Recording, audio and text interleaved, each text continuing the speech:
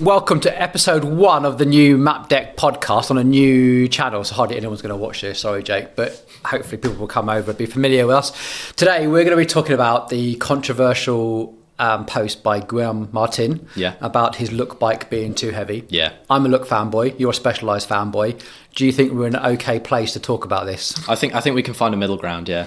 It's interesting. It struck me, the Look thing aside, I thought it was dead interesting because played out in the comments of all our Map Deck videos is that's really heavy, almost regardless of how sexy a bike is, like that S-Works that we had in recently, just out to the nines, 7.2 kilograms, that's really heavy, that's a pig of a bike, was the comments.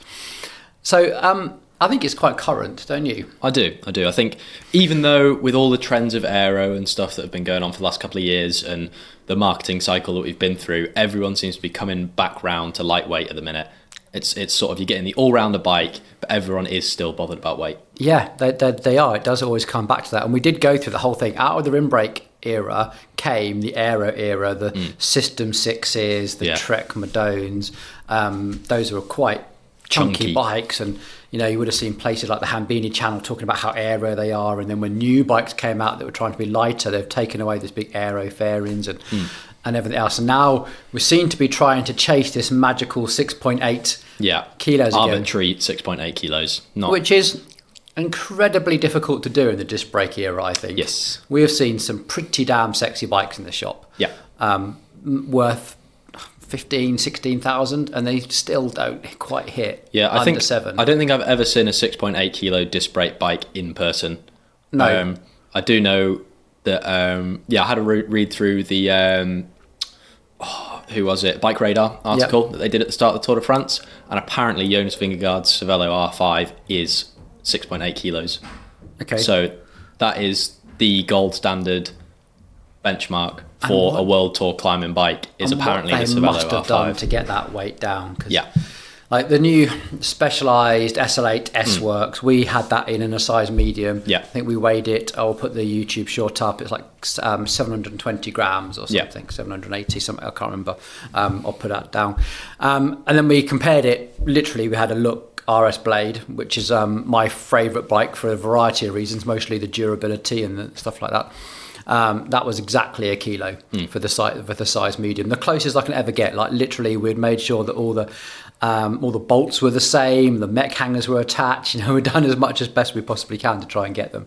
So I think that's a fair representation of the bikes that are in the pro peloton at the moment. Somewhere between 700 and a kilo for a frame. But I mean, if we're looking at that, Guillaume Martin is complaining that his bike's a kilogram overweight, 7.7 kilos. He's saying that's unacceptable. But the difference in the frames, because he's effectively pinning this on Look, is how it comes across, and obviously Cofidis aren't happy. He said the bike. Yeah. And I think to most people when they hear the bike, that means the frame. That means the big logo on the side, but there's lots of components that make up the bike. So for sure, if we're losing 200 to 300 grams in the frame, which is, you can't deny, it is a little bit heavier, but I think it probably gains it quite a bit back in stiffness, and it's still not the slimmest bike in the peloton. No, even with that really, really sexy handlebar, there's still, it's not the lightest. We're absolutely the first people to put our hands up and like that. And I'll say things like the mech hanger, the bottom bracket, etc. They're durability things that I personally prefer as a non-professional that gets a new bike whenever I need one. I would take that little weight penalty over anything else. But when it comes down to pro level racing machines, and if 200 grams is making the difference, then it needs to make the difference, I guess. But if that's your 200 grams, or should we call it a conservative 300 to be generous to the man? Where do you think that extra 700 grams is coming from? Because that's a lot of weight that you're losing out on. Other components. It is. There's still quite a lot there. So the first thing is group set. You know that the new SRAM Red is a little bit lighter than the latest and greatest Dura Race, but again, not by masses, loads, not by race winning amounts. I don't know. It all marginal gains add up, etc. I think my suspicion is those wheels. The Karima wheels. Now, we had a bit of a snoop at lunchtime, and obviously your time with Cofidis at the Tour of Britain as well, and we think that the World Tour team is still running the old tubular wheels, don't we? Yeah, so the Karimas that we've got, I think the WS Evo, the 47s that come with the blade, lovely set of wheels, super stiff. I can't say they're the most aerodynamic thing I've ever ridden, and definitely in terms of like crosswinds and how they feel. Beautifully well made, absolutely lovely, but they're definitely a little bit on the heavy side for the cost. Whether you get that back in stiffness, it's hard to say, but yeah, they're definitely heavy. And I think the tubular ones that the women's team were running were definitely having a raised eyebrow here and there as being the heavier options. The girls there were definitely keen to be onto the newer tubeless ones. And a little bit of that was actually because they knew that new Power Cup tyres were faster. So there was definitely an awareness that the Michelin Power Cup tubeless were a faster tyre than the tubular tyre. That was like quite like, we don't speak about this, but we would much rather have the tubeless. Yeah, and that's obviously because people haven't invested in tubular technology for the last, I don't know, probably 10 years at this point. It's outdated and no one's really running it anymore. So I think that just goes to say that the tyres will be faster, but you would expect a tubular wheel set to be light.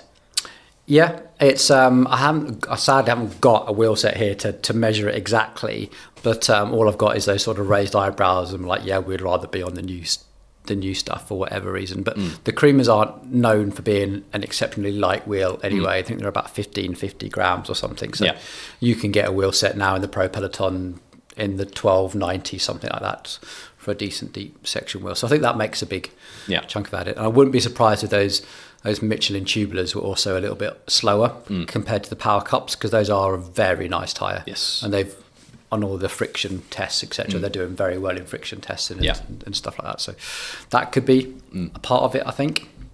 Because you see, I think, having looked through a lot of the pro bikes from the Tour this year, especially the winning one of Pogacar's Colnago, I think the weight is a concern to a lot of riders, because if you look at his bike specifically, they have tricked everything out that they can to be as light as possible. Because obviously in the disc brake era, as we were saying, it's very difficult to get down to that 6.8 kilo limit. And they are running a lot of non-factory components that a team like Cofidis really struggle to run, because if they have Shimano as the sponsor and Shimano paid them a lot of money, they provide them the group sets, it's very, very difficult for them to take off the kind of factory components, whereas Pogacar and UAE have sacrificed, probably a bit of sponsorship money and that sort of thing to actually put on the carbon tie chain rings, the carbon tie disc rotors, the absolute black brake pads. They had gone to town. And I even saw that they've done the carbon tie fixing bolts for everything.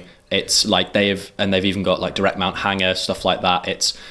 And that bike apparently is only still 7.2 kilos. And it must be 20 grand at least. Oh, easily with all those bits on and stuff. So I think it's not necessarily just specific to look, although Guillaume Martin is very upset because he said he'd even gone to the length of taking off his power meter and bike computer to try and save weight. Yeah, that's quite interesting, because essentially their power meter option would be the SRM ones, and you might have seen them on the spy shots, the look, and we saw it from the women's team visit when we went there. Some of them who wanted power meters were, running those. Because the pedals hadn't worked their way through, and I still don't think we're only now just getting deliveries of some of the pedals. Right. It didn't look like the Cofidis team had power meter pedals either. So there's still that bit of, even though you're the pro team, you don't always get the pick of the bunch, the latest thing. So I'd be curious to know whether the wheels are a limitation on the Cofidis sponsorship in the same way they were with the women's team, or whether Guillaume Martin actually specified that he wanted possibly tubular. I'd be surprised, because there is so much data out there to say that the tubeless is faster. Yeah. And if he's so concerned about his weight, you would have thought he'd also be so concerned about his rolling resistance and his aerodynamics.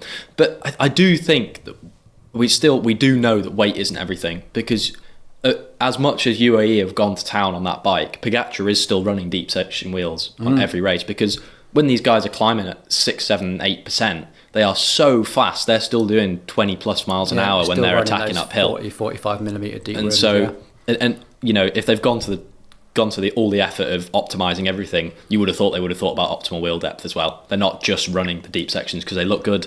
I think they're running them because they're fast as well. And so, I think we have to think that weight isn't everything, because if it was, then all these guys would be running like 20mm wheels on a climbing stage. Yeah, absolutely. They probably still could do, actually, couldn't they, if it really, really was important. So it kind of begs the question, where's this going to go for normal riders? You know, people that can actually buy a bike off the shelf and see where it goes. Because there was still anything under 8 kilograms for a disc brake pretty road competitive. bike is pretty competitive. When it goes above 8, we're like, oh, you know, probably, you know, like the Giant Propel 105 is like, oh, that's about 8 kilos, isn't it? That's about just tips that are just slightly over 8, and you're like, well, that's a bit on the edge, don't you? But my blade is now currently running at 7.6. So your blade's lighter than Guillaume Martin's by 100 grams, and I'm pretty sure you're taller than him as well. Yeah, good point, actually. That's the only thing that I've really changed on that is actually the SRAM Road group set. Yes. It's gone from the Shimano so group that's set. That's probably 150 grams, is it now? Yeah, maybe. So there's a couple of grams in that, but that is with the quite heavy fast forward wheels on, isn't it? Everyone says they're heavy. They're not. They're like 1490 or something like that when I measure them. Okay. So I mean, they're heavy compared to like some wind space something with carbon spokes that will like fall out when you put some power down. Yeah, interesting actually. What the hell has he got in that bike that's making it so heavy? Must be the motor. And on that bombshell, I think we've talked that conversation to death. Yeah. Thanks, Jake. It's good to review that situation. I hope you guys found that conversation somewhat useful. Please put your own comments down below. What do you consider to be a lightweight bike at a reasonable cost in today's era? I'll be really, really keen to know. What would you consider good for the money? Yeah, I'd love to know that, wouldn't you? But yeah, please everyone subscribe to the new channel. Yeah. Keep watching. Get subscribed, spread the word that we're now doing this sort of chit chat on this channel, and you can expect the normal edited and long form, carefully curated content on the long form channel. Cheers, Jake. Take it easy.